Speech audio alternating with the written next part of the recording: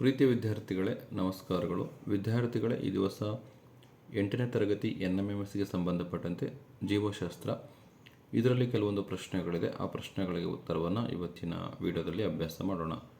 ಇವತ್ತಿನ ಒಂದು ವಿಡಿಯೋ ನಿಮ್ಗೆ ಇಷ್ಟವಾದರೆ ಪ್ಲೀಸ್ ಲೈಕ್ ಮಾಡಿ, ಶೇರ್ ಮಾಡಿ ಹಾಗೂ ಸಬ್ಸ್ಕ್ರೈಬ್ ಮಾಡೋದನ್ನು ಮರಿಬೇಡಿ. ಬಯಾಲಜಿಯಲ್ಲಿ ಜೀವಕೋಶ ಮತ್ತು ರಚನೆ ಮತ್ತು ಕಾರ್ಯಗಳು ಈ ಒಂದು ಕಾನ್ಸೆಪ್ಟ್ ಮೇಲೆ ಇವತ್ತಿನ ಒಂದು ವಿಡಿಯೋದಲ್ಲಿ ಪ್ರಶ್ನೆಗಳಿಗೆ ಉತ್ತರವನ್ನು ಅಭ್ಯಾಸ ಮಾಡ್ತಾ ಹೋಗೋಣ. ಒಂದನೇ ಪ್ರಶ್ನೆ, ಕೇವಲ ಒಂದೇ ಜೀವಕೋಶ ಒಂದು ಪೂರ್ಣ ಜೀವಿಯನ್ನು ಪ್ರತಿನಿಧಿಸುವ ಜೀವಿಗಳನ್ನು ಗುರುತಿಸಿ ಅಂತ ಇದೆ. ಒಂದೇ ಜೀವಕೋಶ ಆಗಿರಬೇಕು, ಒಂದು ಪೂರ್ಣ ಜೀವಿನ ಪ್ರತಿನಿಧಿಸುವ ಜೀವಿಗಳು: ಪ್ಲೆನೇರಿಯಾ, ಅಮೀಬಾ, ಸೈಕಾನ್, ಪ್ಯಾರಾಮೀಸಿಯಂ. ಇಲ್ಲಿ ಆನ್ಸರ್ ಯಾವುದಪ್ಪ ಅಂದರೆ ಆಪ್ಷನ್ ಡಿ. ಆಪ್ಷನ್ ಡಿಯಲ್ಲಿ 2 ಮತ್ತು 4 ಅಂತ ಇದೆ. ಅಮೀಬಾ ಮತ್ತು ಪ್ಯಾರಾಮೀಸಿಯಂ ಇವೆರಡು ಒಂದೇ ಜೀವಕೋಶವನ್ನು ಹೊಂದಿರತಕ್ಕಂತಹ ಜೀವಿಗಳು, ಅಂದರೆ ಏಕಕೋಶ ಜೀವಿಗಳು. ಎರಡನೇ ಪ್ರಶ್ನೆಗೆ ಬರೋಣ. ಹೇಳಿಕೆ 1, ಸಸ್ಯ ಜೀವಕೋಶಗಳಲ್ಲಿ ದ್ಯುತಿಸಂಶ್ಲೇಷಣೆ ಕ್ರಿಯೆ ನಡೆಯುತ್ತದೆ. ಕಾರಣ, ಸಸ್ಯ ಜೀವಕೋಶಗಳು ಕ್ಲೋರೋಪ್ಲಾಸ್ಟ್ ಕಣದಂಗಗಳನ್ನು ಹೊಂದಿವೆ. 1 ಮತ್ತು 2 ಸರಿ, ಹಾಗೂ 2 ಇದು ಒಂದನ್ನು ವಿವರಿಸುತ್ತದೆ. ಅಂದರೆ ಹೇಳಿಕೆ ಮತ್ತು ಕಾರಣ 2 ಸರಿ ಇದೆ, 2 ಇದು ಒಂದನ್ನು ವಿವರಿಸುತ್ತದೆ. ಆಪ್ಷನ್ ಸಿ ಸರಿಯಾದ ಉತ್ತರ ಆಗಿದೆ. ಮೂರನೇ ಪ್ರಶ್ನೆ, ತಂದೆ ತಾಯಿಗಳಿಂದ ಅನುವಂಶೀಯ ಲಕ್ಷಣಗಳು ಜೀವಕೋಶದ ಈ ಭಾಗದಿಂದ ಮುಂದಿನ ಪೀಳಿಗೆಗೆ ವರ್ಗವಾಗುತ್ತವೆ ಅಂತ. ಆನ್ಸರ್ ಆಪ್ಷನ್ ಬಿ, ಕೋಶ ಕೇಂದ್ರದಲ್ಲಿರುವ ದಾರದಂತಹ ಎಳೆಗಳು. ಕೋಶ ಕೇಂದ್ರದಲ್ಲಿರುವ ದಾರದಂತಹ ಎಳೆಗಳಿಂದ ಅನುವಂಶೀಯ ಲಕ್ಷಣಗಳು ಪೀಳಿಗೆಯಿಂದ ಪೀಳಿಗೆಗೆ ವರ್ಗಾವಣೆ ಆಗುತ್ತೆ. ಪ್ರಶ್ನೆ 4, ಕೋಳಿ ಮೊಟ್ಟೆಯು ಒಂದು ಅಂಗ, ಒಂದು ಅಂಗಾಂಶ, ಒಂದು ಜೀವಕೋಶ, ಒಂದು ಅಂಗವ್ಯವಸ್ಥೆ. ಕೋಳಿ ಮೊಟ್ಟೆ ಅನ್ನೋದು ಒಂದು ಜೀವಕೋಶ ಆಗಿದೆ.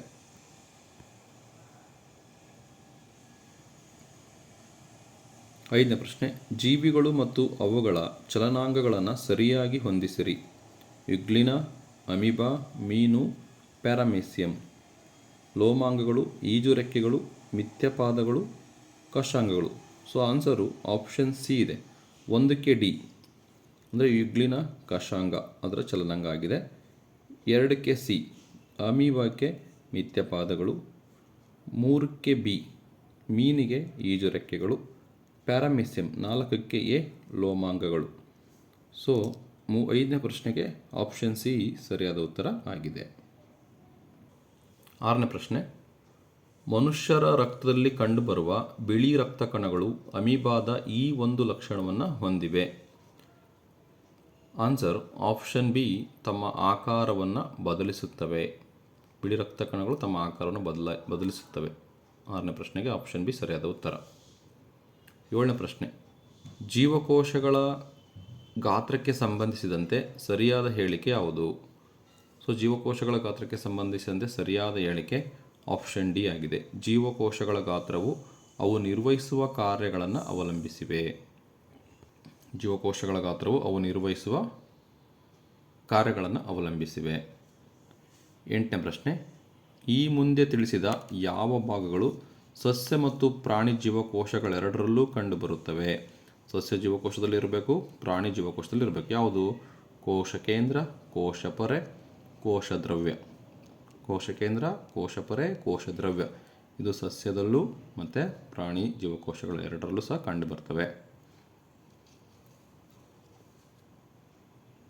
9ನೇ ಪ್ರಶ್ನೆ, ವ್ಯವಸ್ಥಿತವಾದ ಕೋಶಕೇಂದ್ರ ಪೊರೆಯನ್ನು ಹೊಂದಿಲ್ಲದ ಜೀವಿಗಳನ್ನು ಗುರುತಿಸಿ. ವ್ಯವಸ್ಥಿತವಾದ ಕೋಶಕೇಂದ್ರ ಪೊರೆಯನ್ನು ಹೊಂದಿಲ್ಲದ ಜೀವಿಗಳು: ನೀಲಿ ಹಸಿರು ಶೈವಲ, ಅಮೀಬಾ, ಬ್ಯಾಕ್ಟೀರಿಯಾ, ಪ್ಯಾರಾಮೀಸಿಯಂ. ಯಾವುದು ಹೊಂದಿಲ್ಲಪ್ಪ ಅಂದರೆ 1 ಮತ್ತು 3, ನೀಲಿ ಹಸಿರು ಶೈವಲ ಮತ್ತು ಬ್ಯಾಕ್ಟೀರಿಯಾ. ವ್ಯವಸ್ಥಿತವಾದ ಕೋಶಕೇಂದ್ರವನ್ನು ಹೊಂದಿಲ್ಲ, 1 ಮತ್ತು 3. 10ನೇ ಪ್ರಶ್ನೆ, ಜೀವಕೋಶದಲ್ಲಿ ಅಡಿನೋಸಿನ್ ಟ್ರೈಫಾಸ್ಫೇಟ್ ಅಣು ಉತ್ಪತ್ತಿಯಾಗುವ ಸ್ಥಳ. ಅಡಿನೋಸಿನ್ ಟ್ರೈಫಾಸ್ಫೇಟಲ್ಲಿ ಮೈಟ್ರೋಕಾಂಡ್ರಿಯದಲ್ಲಿ ಉತ್ಪತ್ತಿಯಾಗುತ್ತೆ. Option A. 11ನೇ ಪ್ರಶ್ನೆ, ಒರಟಾದ ಎಂಡೋಪ್ಲಾಸ್ಮಿಕ್ ರೆಟಿಕ್ಯುಲಮ್ ಇದರ ಸಂಶ್ಲೇಷಣೆಯಲ್ಲಿ ಪಾಲ್ಗೊಳ್ಳುತ್ತದೆ. ಎಂಡೋಪ್ಲಾಸ್ಮಿಕ್ ರೆಟಿಕ್ಯುಲಮ್ ಅದು ಪ್ರೋಟೀನನ್ನು ಸಂಶ್ಲೇಷಣೆ ಮಾಡುತ್ತೆ. Option B. 12ನೇ ಪ್ರಶ್ನೆ, ಸಸ್ಯಗಳಲ್ಲಿ ಕೋಶಭಿತ್ತಿಯ ಕಾರ್ಯವೇನು? ಆಕಾರ ಮತ್ತು ಗಡುಸುತನವನ್ನು ನೀಡುವುದು. ಕೋಶಭಿತ್ತಿ ಆಕಾರ ಮತ್ತು ಗಡುಸುತನವನ್ನು ನೀಡುತ್ತೆ. 13ನೇ ಪ್ರಶ್ನೆ, ಕೊಟ್ಟಿರುವ ಜೀವಕೋಶದ ಚಿತ್ರದಲ್ಲಿ 1, 2, 3 ಮತ್ತು 4 ಎಂದು ಕ್ರಮವಾಗಿ ಗುರುತಿಸಿರುವ ಭಾಗಗಳು ಯಾವುದು? ಸೊ 1, 2, 3 ಮತ್ತು 4ರ ಹೆಸರೇನು ಅಂತ. ಸೊ 1ನೇದು ಕೋಶ ದ್ರವ್ಯ, 2ನೇದು ಕೋಶ ಕೇಂದ್ರ, 3ನೇದು ಕೋಶ ಪೊರೆ, 4ನೇದು ಮೈಟೊಕಾಂಡ್ರಿಯಾ. ಸೊ ಇದು ಮೈಟೊಕಾಂಡ್ರಿಯಾ, ಇದು ಕೋಶ ಪೊರೆ, ಕೋಶ ಕೇಂದ್ರ, ಇದು ಕೋಶ ದ್ರವ್ಯ. ಹಾಗಾಗಿ 13ನೇ ಪ್ರಶ್ನೆಗೆ ಆಪ್ಷನ್ ಎ ಸರಿಯಾದ ಉತ್ತರ ಆಗಿದೆ. Cytoplasm, nucleus, cell membrane and mitochondria. 14ನೇ ಪ್ರಶ್ನೆ, ಜೀವಕೋಶಗಳು ವಿಭಜನೆಗೊಳ್ಳುವ ಸಂದರ್ಭದಲ್ಲಿ ಮಾತ್ರ ಕಾಣಿಸುವ ಜೀವಕೋಶದ ಭಾಗ. ಜೀವಕೋಶಗಳು ವಿಭಜನೆಗೊಳ್ಳುವ ಸಂದರ್ಭದಲ್ಲಿ ಮಾತ್ರ ಕಾಣಿಸುವ ಜೀವಕೋಶದ ಭಾಗ ವರ್ಣತಂತುಗಳು. ಆಪ್ಷನ್ ಸಿ ವರ್ಣತಂತುಗಳು, ಕ್ರೋಮೋಜೋಮ್ಸ್ ಅಂತ ಕರೀತಾರೆ. 15ನೇ ಪ್ರಶ್ನೆ, ಕೋಶ ಕೇಂದ್ರವನ್ನು ಜೀವಕೋಶದ ನಿಯಂತ್ರಕ ಕೇಂದ್ರವೆನ್ನುತ್ತಾರೆ ಏಕೆ? ಕೋಶ ಕೇಂದ್ರವನ್ನು ಜೀವಕೋಶದ ನಿಯಂತ್ರಕ ಕೇಂದ್ರವೆನ್ನುತ್ತಾರೆ ಏಕೆಂದರೆ ಇದು ಅನೇಕ ಚಟುವಟಿಕೆಗಳಿಗೆ ಸಹಭಾಗಿತ್ವವನ್ನು ಏರ್ಪಡಿಸುತ್ತದೆ. ಎಲ್ಲ ಪ್ರೊಸೆಸ್ ನಡೆಯೋದೇ ಇಲ್ಲಿ ಕೋಶ ಕೇಂದ್ರದಿಂದ. ಹಾಗಾಗಿ ಅನೇಕ ಚಟುವಟಿಕೆಗಳಿಗೆ ಸಹಭಾಗಿತ್ವವನ್ನು ಏರ್ಪಡಿಸುವುದು ಕೋಶ ಕೇಂದ್ರ. ಹಾಗಾಗಿ ಇದನ್ನು ನಿಯಂತ್ರಕ ಕೇಂದ್ರ ಅಂತ ಕರೀತಾರೆ. Control centre of the cell ಅಂತ ಕರೀತಾರೆ. 16ನೇ ಪ್ರಶ್ನೆ, ಮಾನವನ ಕೆನ್ನೆಯಲ್ಲಿನ ಜೀವಕೋಶಗಳಿಗೂ ಹಾಗೂ ಈರುಳ್ಳಿ ಸಿಪ್ಪೆಯಲ್ಲಿನ ಜೀವಕೋಶಗಳಿಗೆ ಇರುವ ವ್ಯತ್ಯಾಸ ಏನು? ಇರುವ ಪ್ರಮುಖ ವ್ಯತ್ಯಾಸ. ಈರುಳ್ಳಿ ಸಿಪ್ಪೆ ಜೀವಕೋಶಗಳಲ್ಲಿ ಕೋಶಭಿತ್ತಿ ಇದೆ. ಮಾನವನ ಕೆನ್ನೆಯಲ್ಲಿನ ಜೀವಕೋಶಗಳಿಗೂ ಈರುಳ್ಳಿ ಸಿಪ್ಪೆಯಲ್ಲಿನ ಜೀವಕೋಶಗಳಿಗೂ ಇರುವ ವ್ಯತ್ಯಾಸ ಏನಪ್ಪ ಅಂದರೆ, ಈರುಳ್ಳಿ ಸಿಪ್ಪೆ ಜೀವಕೋಶಗಳಲ್ಲಿ ಕೋಶಭಿತ್ತಿ ಇದೆ, ಮಾನವನ ಕೆನ್ನೆಯಲ್ಲಿನ ಜೀವಕೋಶಗಳಿಗೆ ಕೋಶಭಿತ್ತಿ ಇಲ್ಲ. 17ನೇ ಪ್ರಶ್ನೆ, ಬ್ಯಾಕ್ಟೀರಿಯಾ ಮತ್ತು ನೀಲಿ ಹಸಿರು ಶೈವಲಗಳನ್ನು ಪ್ರೊಕ್ಯಾರಿಯೋಟ್ನಲ್ಲಿ ವರ್ಗೀಕರಿಸಲಾಗಿದೆ ಏಕೆಂದರೆ ಇವುಗಳಿಗೆ. ಆಪ್ಷನ್ ಬಿ ಸರಿಯಾದ ಉತ್ತರ, ವ್ಯವಸ್ಥಿತವಾದ ಕೋಶ ಕೇಂದ್ರವಿರುವುದಿಲ್ಲ. ಸೊ ಬ್ಯಾಕ್ಟೀರಿಯಾ ಮತ್ತು ನೀಲಿ ಹಸಿರು ಶೈವಲಗಳಿಗೆ ಅವನ್ನ ಪ್ರೊಕ್ಯಾರಿಯೋಟ್ ಅಂತ ಕರೀತಾರೆ. ಅದನ್ನು ವರ್ಗೀಕರಣ ಮಾಡಿದ್ದಾರೆ. ಯಾಕೆಂದರೆ ಅದಕ್ಕೆ ವ್ಯವಸ್ಥಿತವಾದ ಕೋಶ ಕೇಂದ್ರ ಇರುವುದಿಲ್ಲ. ಹಾಗಾಗಿ 18ನೇ ಪ್ರಶ್ನೆ, ಕೊಟ್ಟಿರುವ ಸಸ್ಯಜೀವಕೋಶದ ಚಿತ್ರದಲ್ಲಿ ಗುರುತು ಮಾಡಲಾಗಿರುವ ಭಾಗವು ಪ್ರಮುಖ ಪಾತ್ರ ವಹಿಸುವುದು. ಸೊ ಇದು ಏನು ಕೆಲಸ ಮಾಡುತ್ತೆ? ಬಾಷ್ಪ ವಿಸರ್ಜನೆ, ವಿಸರ್ಜನೆ, ಸಂಗ್ರಹಣೆ, ದ್ಯುತಿ ಸಂಶ್ಲೇಷಣೆ. ಸೊ ಇದರ ಕೆಲಸ ಏನಪ್ಪ ಅಂದರೆ ದ್ಯುತಿ ಸಂಶ್ಲೇಷಣೆ. ಅಂದರೆ ಸಸ್ಯಗಳು ತಮ್ಮ ಆಹಾರವನ್ನು ತಯಾರಿಸಲಿಕ್ಕೆ ತಾವೇ ತಯಾರು ಮಾಡ್ಕೊಳ್ತಾವಲ್ಲ, ಆ ಒಂದು ಪ್ರೋಸೆಸ್ಸನ್ನು ನಾವು ದ್ಯುತಿ ಸಂಶ್ಲೇಷಣೆ ಕ್ರಿಯೆ ಅಂತ ಕರಿತೀವಿ. ಅದನ್ನ ಫೋಟೋಸಿಂಥಸಿಸ್ ಅಂತೇಳಿ ಕರಿತೀವಿ. ಸೊ ಇದು ಜೀವಕೋಶಗಳಿಗೆ ಸಂಬಂಧಪಟ್ಟಂತೆ 18 ಪ್ರಶ್ನೆಗಳು. ಅದಕ್ಕೆ ಉತ್ತರವನ್ನು ಇವತ್ತಿನ ವಿಡಿಯೋದಲ್ಲಿ ಅಭ್ಯಾಸ ಮಾಡಿದ್ವಿ.